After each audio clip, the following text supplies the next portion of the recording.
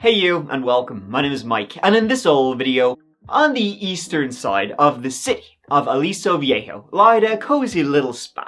It was nestled between other medical centers, a plastic surgery clinic, a dermatology center, and bordered on one side by the highway, on the other by houses. A quiet little, unassuming place that would be rocked in the most explosive way. A following investigation would lead to a host of characters coming and going, an actor, Tyler, right, Tyler. Who's Gus? and a screenplay. And I think it's a wonderful idea for a screenplay. This was revenge, fueled by a dark and secretive obsession. Before we get into it, please click that dirty little subscribe button to see new videos every single week. Now, let's give it a go.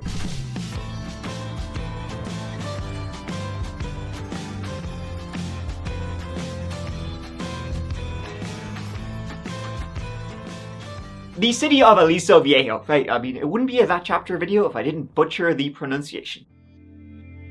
Lies south of LA in Orange County, nestled in this valley that leads to the ocean, surrounded by all sorts of lagunas. I'm talking woods, hills, wells, beaches. No actual lagunas though. It has a little over 50,000 people living right there. And you know what? There's like so many little interesting facts about Aliso Viejo that you probably don't care about. Because guess what? We got a crime on our hands. The crime were the criminally low prices at Major Cosmetica for the health of your skin. Major Cosmetica literally means Hungarian cosmetics, and it was ran by, if you can believe it, a Hungarian named Ildiko Krajnyak. Whatever you need in your face, Ildiko will get it there. I'm talking facials, acne therapy, eyelashes. You have them? Want more? Get down to your skincare coach located at 11 Marblu Aliso Viejo, and they had outstanding reviews, soldier. Bunny, look at it. He's a cute little bunny. Ildiko was born and raised in the northeast of Hungary before moving to the US of A. In 2018, she was 48 years old and a hell of a hard worker for her and her son, Keanu. She was an expert in, what else, but skincare. See, life was good for our Ildiko. She had men coming and going. She was, woman about 10. But how she specifically set up our place of Major Cosmetica, the story of that goes all the way back to 2016. She'd been running it for about a year and a half by the time our story takes place in 2018. See, 2 years previous, during the summer of 2016, that's when Ildiko met one Stephen Beal. They met via dating app and hey, they hit it off. It was kind of perfect timing for them both. She was actually bankrupt at the time. Stephen, a widower of about 8 years. Stephen was about 10 years older than Ildiko. He'd worked as a business consultant for most of his life, but he had, given that up. And Stephen, hey, listen, he was kind of full of shit. So he thought to himself, hey, it's Hollyweird, am I right? So why not become one of them actors I keep hearing so much about? Stephen thought that to himself and he said, listen, don't mind if I do. Look, he's got the chops.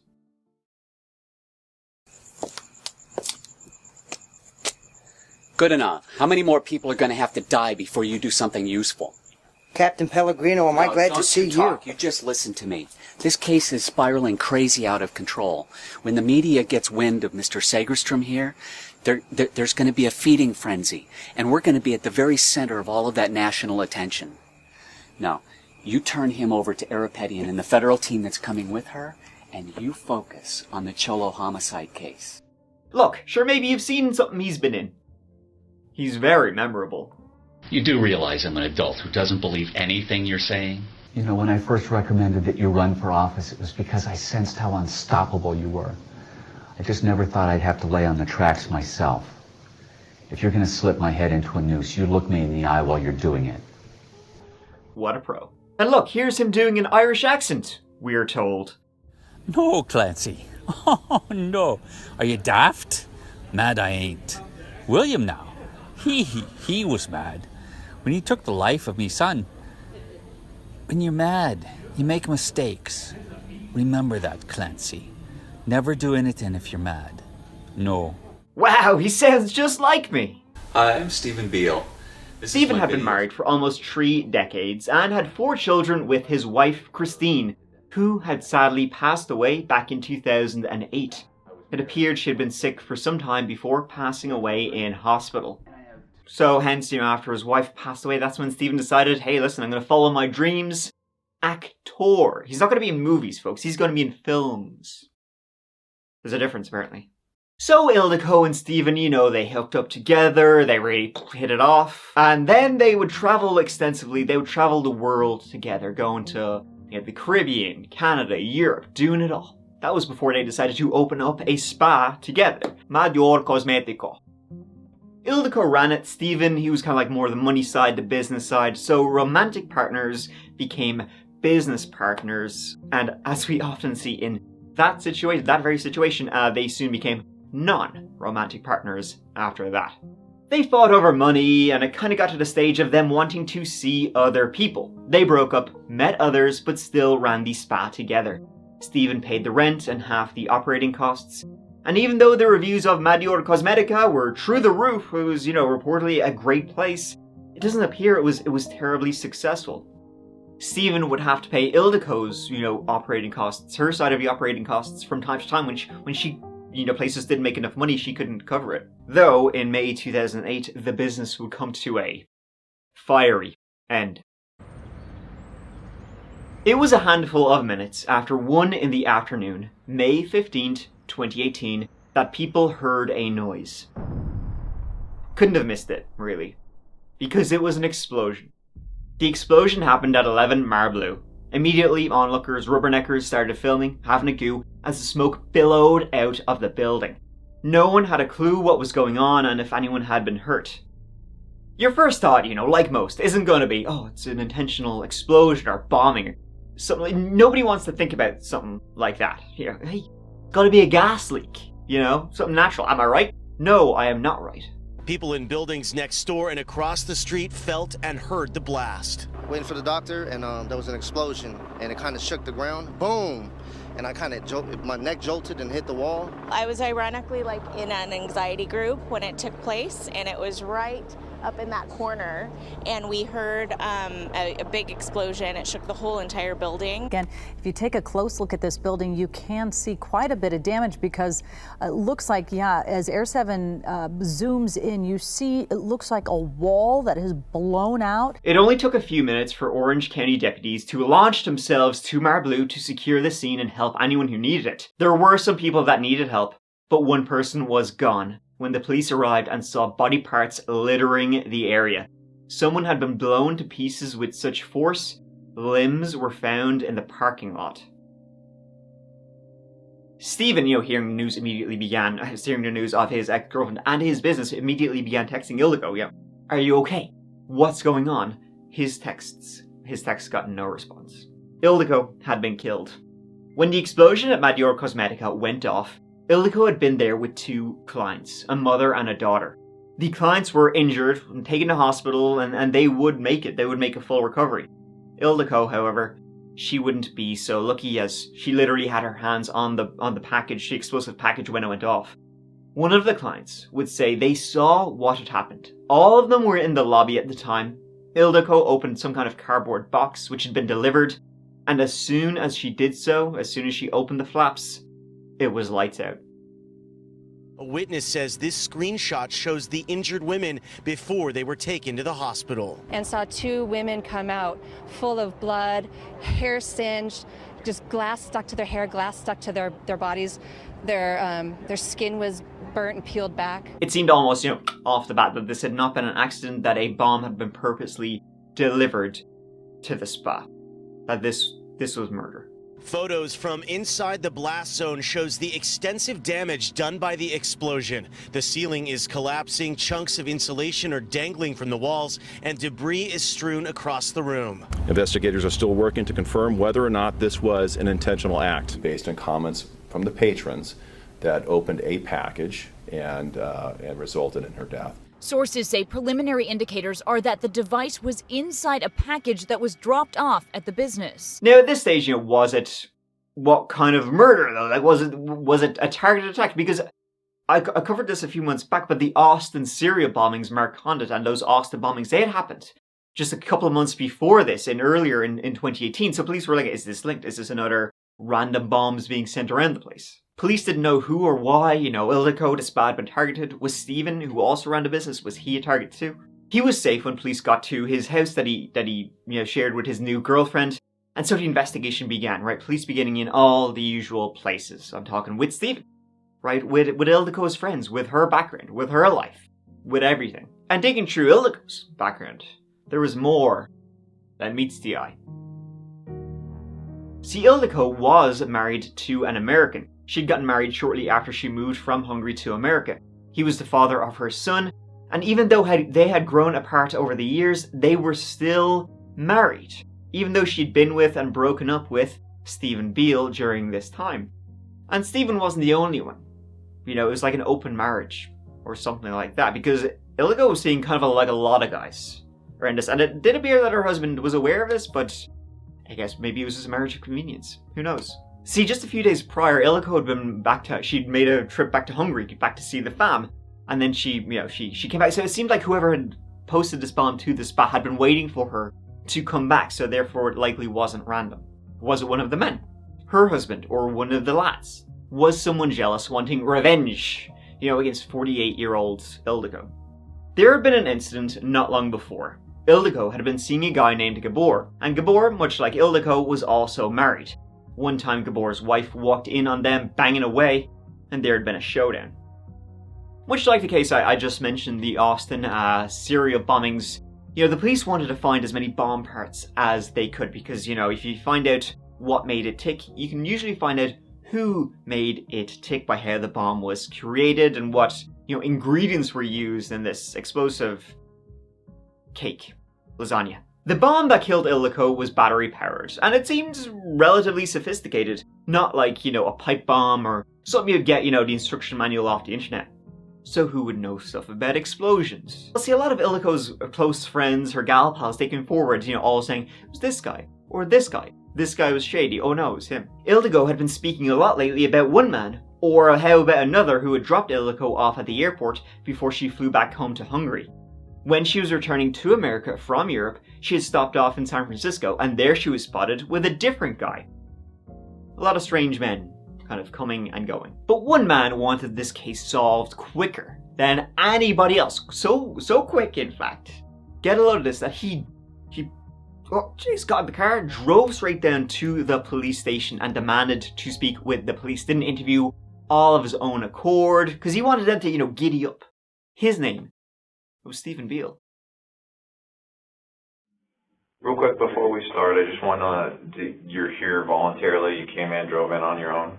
No one from the sheriff's department or any law enforcement agency asked you to come down, told you to come down. That looked like a nasty explosion. It was large. A large explosion. Ildiko and I are we both signed the lease together. Okay.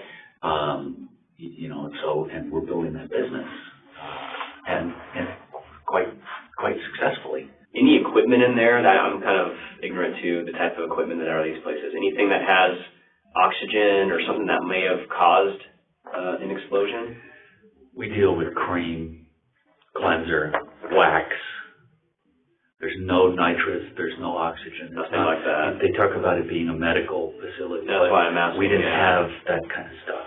And in doing so, he included himself on the suspect list. Going back to something you just mentioned, you talked about the size of the package that she would have had to have opened in order to have done that kind of damage. Why would you assume it was a package that she opened? Because it's in the news reports. That she opened a package? It said it was a package. Is that the only way that a package could be utilized? I don't know. I suppose you could have a timer in there or a cell phone or something that would trigger it. So as far as making some type of explosive device, did you make one? No. Ever? Never. See, at that very moment, Stephen's home was being searched, just like Ildiko's had been after she was killed. The police wanted to find out if there was anything linking them or any reason why someone might want to target them. And while police were searching Stephen's home, they had found some interesting chemicals. I guess Stephen wanted to get ahead of them. Your whole deal is, means, motive, and opportunity. And I don't know I don't know anybody that has the motive. Okay. What about the means?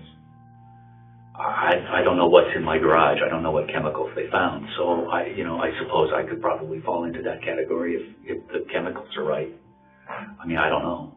See, Stephen used to be a rocket man. He made homemade rockets in his garage and would drive off into the desert to shoot them away. Though he said he hadn't done it in over a decade, it was more of just a hobby of his, build a rocket, shoot it up. I mean, it's pretty cool, so can't blame him. But, similar kind of chemicals that might, launch a rocket might also, launch a spa into the air. But during the interview, it kind of seemed like he was doing the old, I'll outsmart the police by making myself a suspect, therefore they'll never suspect me. How could this not work? Duh. It didn't work. So let's say, for example, when they do their analysis of chemicals found there, chemicals found in your home, would it just be a coincidence if it's the same? Well, yeah. I mean, again, I don't remember what chemicals are around in the house because I haven't taken them down. I haven't looked at them. I haven't thought of them. I didn't even know where they were. And Stephen, I mean, he's a really funny guy. I mean, of course he is. You've seen his acting reels. He's got a great sense of humor. So what you're saying is that you don't mean to get in trouble, but you do anyway. But he was also planning a stand-up routine after all this about how his ex-girlfriend got blown to pieces. Very relatable stuff, a real knee slapper. Immediate life goal right now is to get to the point where we look at this particular set of events and can joke about it because we think it's funny. Because it's not. You need to do a stand-up comedy routine about it. Because there's a lot of really, potentially humorous anecdotes that are just wrapped up in the most intense life situations. Yeah. And, if the audience can relate to what you're going through. He also spends a hefty portion of the interview pitching the detective his screenplay idea, which for that they should have arrested him just right then and there. So the question is this: how far does I'm just doing my job get you? Youngerish woman, 35, 40 years old, soccer mom kind of person who just happens to have a job as a professional assassin. She's willing to take on any case, gets a contract to kill her own husband. She kills her own husband. So then her world begins to break down. When the other detective returns, he then proceeds to go over his entire screenplay idea again. Yippee. So when you were coming in, I was describing the screenplay that I want to write. Oh yeah, what is it? You don't mind if I do it? I'll probably get more of the details now. Okay. It takes a while for me to pick. So here's the question: how much does the comment "I was just doing my job"? What does that count for? Okay. So Stephen was arrested after they found bomb-making materials or explosive-related materials in his home. Now, initially he was arrested for unregistered destructive devices. The explosive materials, not really anything related to Ildiko's death. Not yet. However, those charges were soon dismissed. The police, however, in the interview he basically said, "Come and get me." They kept looking into him, soon discovering he had purchased a cardboard box, like the one a surviving witness said Ildiko had opened right before the bomb went off. He'd also purchased a 9-volt battery, the same as the one used in the bomb. And friends would come forward saying Stephen was more of the obsessive type than he had said in the interview, following Ildiko, sending lots of messages to her phone, that sort of thing. He didn't want to break up with her. See, when Ildiko and Stephen had been dating, he knew she was married, right? But he assumed, right, it seems like rightfully so, that marriage was like a dead duck, didn't bother him. He was nothing to get jealous about over that. But he did, however, learn eventually that he wasn't, the only person she was seeing extramaritally. That did bother him, that he wasn't the only, side piece, or whatever, that she had. That made him incredibly jealous. That bothered him a lot. The fact that she had a number of beaux around Southern California and beyond, that drove him insane. One morning, about 4 o'clock in the morning, she was sitting on the phone, texting, back and forth with somebody. Right. And so that was when I actually confronted her about it. Okay. So then, meaning you got into a fight in Portugal, I assume? No, when I say confrontation is not negative. Okay. That's when he decided his old rocket-making experience would come in handy. The same explosion that launches a rocket could destroy a spa. And among his various acting reels and auditions, some real funny shit, they also found this video where he explains how to mix explosive chemicals. Alright, so with any fireworks composition, it's important to be able to mix the chemicals together reliably. You've got to get them completely mixed, and in some cases, you have to be careful that you don't produce friction, something that will light them. Now in the video, he's explaining it just for fireworks purposes, nothing too major, but it's demonstrating, you know, to investigators that this guy obviously knows a lot about mixing chemicals and how to make bombs. He's like, you know, Breaking Bad over here, or whatever. Something like that. It was 10 months after the explosion rocked Major Cosmetico that Stephen Beal was arrested and charged with murder. The trial went ahead in 2022. As someone knew the business inside and out, he knew the best time to send the bomb. I have access to her schedule. I'm the business manager for her. Did you guys have to share a calendar or something? Yes. And this was also a business he was losing money on. He had to cover Ildiko's half from time to time. He wanted to end it in one. Revenge and no more bills, baby. However, this ended in a mistrial. In June 2023, he went on trial for a second time. This time, it ended in a conviction for Stephen Beal. He was found guilty on all counts. Stephen was sentenced to life in prison plus 30 years.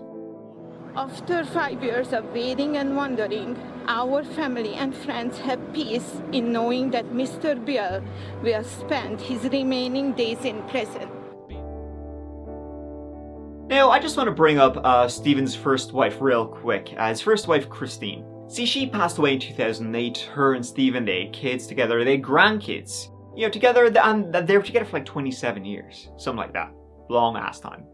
But her passing was mysterious, shall I say. Cut the shell, I will say it. Her passing was mysterious. Now, he's never been accused of a crime relating to her 2008 March death. But the medical examiner, you know, after they, you know, did the autopsy and all that stuff, wrote in his reports that her death was, quote, probably natural. Probably doing a lot of heavy lifting there. See, she had fallen while her and Stephen were carrying some furniture up the stairs. The furniture only weighed about 49 pounds, and reportedly Christine Beal was in incredible shape.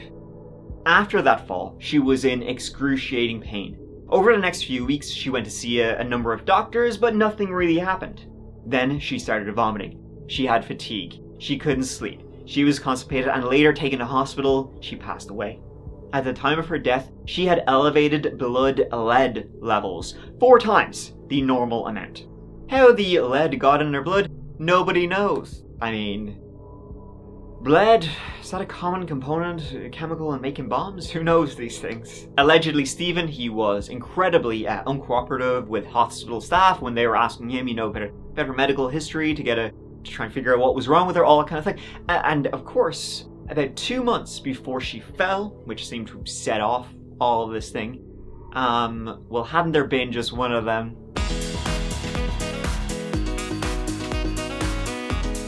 After her death, he filed a claim to get said life insurance, which the insurance company denied because the cause of her death was undetermined. Stephen later then took the insurance company to court, and the judge sided with Stephen. He got a $500,000 payout. But later on, you know, about 15 years later, the jury would not side with Stephen Beal, and he is currently sitting in prison. Damn. If only Stephen gave one of these performances, he'd be scot-free. 2 weeks detention starting Monday. Weekend! Woo! Thank you so much for watching. It really means a lot to me as always. I hope you enjoyed this old video, and yeah. If you're looking for some more of That Chapter, you know, I got like 2 new videos out almost every week. But I've also got the That Chapter podcast, which has a new episode out every single Monday. The most recent episode was on a murder and a missing jetpack, which is a wild ass story. And there's new wild stories there every single week, so give it a go. But until the next one, please take care of each other and yourselves, because I love you. Mike out.